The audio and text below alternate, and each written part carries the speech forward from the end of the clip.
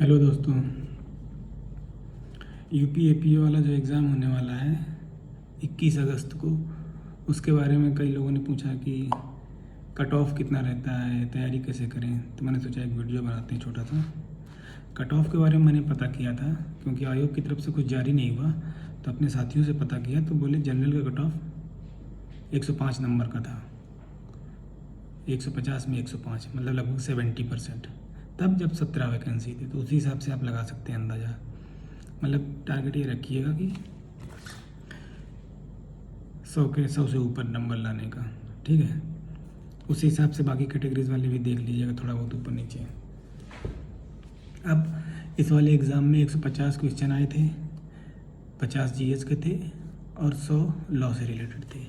जितने भी साथी थे, जितने भी लोगों ने हमारे साथ वाले हैं, वो सब इस बारे में एक मत थे कि उनका जीएस वाला पोर्शन बहुत ख़राब गया था। लॉ के बल पे ही उन लोगों ने क्वालिफाई किया, यही हमारा भी था। 100 क्वेश्चंस में से 90 से ऊपर सही किए लोगों ने लॉ वाले पोर्शन में, और उन 15 जो थे, उन 15 में हार्डली 20, 22, 25, 30 नहीं पहुंचा कोई। ये पहुंचा हो तो एक आधी पहुंचा होगा, इतने सही थे।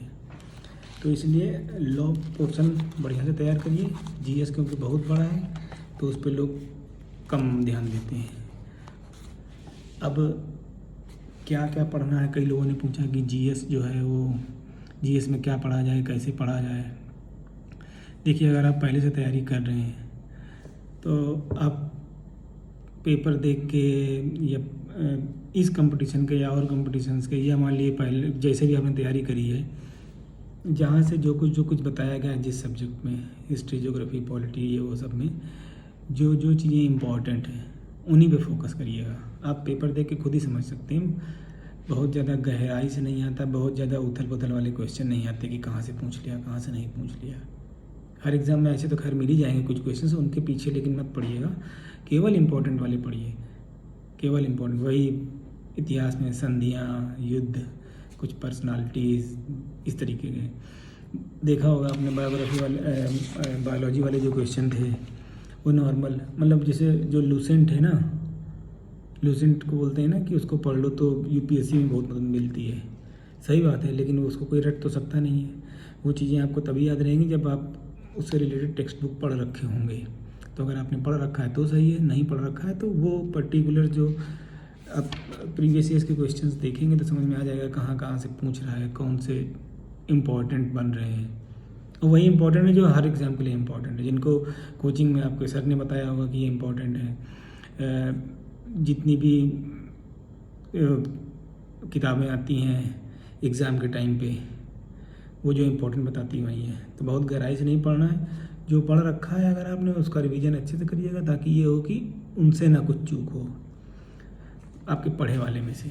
जैसे लॉ में, लॉ वाले पेपर में यही है, सब बिल्कुल जो इम्पोर्टेंट थे आपके लॉ वाले एलएलबी के टाइम पे, जो चीज़ें इंपॉर्टेंट हुआ करती थी या दूसरे एग्जाम्स में भी, वही खूब वही आए हैं। और जो केवल इम्पोर्टेंट वाले बढ़िया से कर गए उनका सिलेक्शन हो गया है। तो बहुत ज़्यादा धाराएं रटने की जरूरत नहीं कि एक तरफ से रट के ख़त्म करते हैं, वो ना याद आता है वहाँ पे और ना रट ही पाएगा कोई।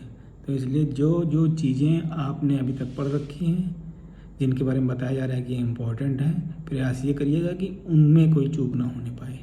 कुछ नया पढ़ सकते हैं, रिटेन कर सकते हैं दिमाग में, वहाँ तक ले आ सकते हैं एग्ज़ाम तक, तो बहुत अच्छी बात है। यही चीज़ जीएस के लिए है, यही चीज़ लॉ के लिए भी है। लॉ में लोग बढ़िया परफॉर्म करते हैं, लॉ की बदौलत क्वालिफाई हो जाता है मामला। जीएस में 20, 22, 25 ऐसे ही करते हैं सही, बाकी जिसकी तैयारी तो बहुत अच्छी बात है। एग्ज़ाम 150 क्वेश्चन रहते हैं, समय पर्याप्त रहता है, समय वाली कोई दिक्कत नहीं होगी इस वाले एग्ज़ाम में आपको। लॉ वाले जब आते हैं खटखट 15 मिनट में 100 क्वेश्चन करके, आप बाकी टाइम आप 15 मिनट क्या ऐसा जो टाइम ले, लेकिन जब आता है तो टिक लगाने में टाइम नहीं लगता है। जो नहीं आता है तो दिक्कत है, तो समय की दिक्कत नहीं रहेगी इस वाले एग्ज़ाम में, ये चीज़ समझ लीजिए। अब जैसे करंट अफेयर्स के बारे में पूछा था कि कैसे पढ़ा जाए करंट अफेयर्स। करंट अफेयर्स देखिए, एक दिन में या एक हफ्ते में तैयार होने वाली चीज़ नहीं है। आप साल भर से जो कुछ पढ़ते आए हैं, अगर उसका संकलन है किसी भी रूप में, मंथली मैगजीन ले रहे हैं तो उनमें आपने टिक लगा रखा होगा, या आपने कहीं नोट्स बनाए होंगे, या ऑनलाइन पोर्टल वगैरह कहीं से कुछ कर रखा होगा, उसको रिवाइज़ कर लीजिए, देख लीजिए इनमें क्या क्या चीज़ें पूछती हैं। कुछ चीज़ें हैं जो पिछले एग्ज़ाम्स, पिछले 4-5 बार के पेपर्स में देखेंगे ना तो समझ जाएंगे कि ये हमेशा आती हैं। उनको रट डालिएगा, कोशिश करिएगा कि रट डालें। और कुछ क्वेश्चंस ऐसे होंगे जो आपको थोड़ा सा परेशान करेंगे कि अरे ये कैसे आ गए, ये हम कहाँ से तैयार करेंगे, तो उन पे बहुत ज़्यादा पीछे पड़ने की ज़रूरत भी नहीं है।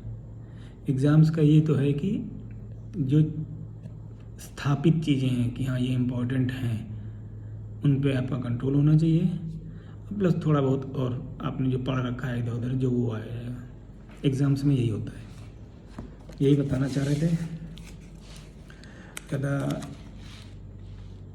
टेंशन लेके पढ़ने से कुछ होता नहीं है अभी भी, लेकिन 50-60 दिन है, 50-60 दिन बहुत होते हैं किसी एग्ज़ाम की तैयारी करने के लिए।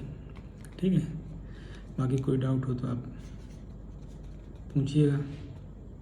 Thank you.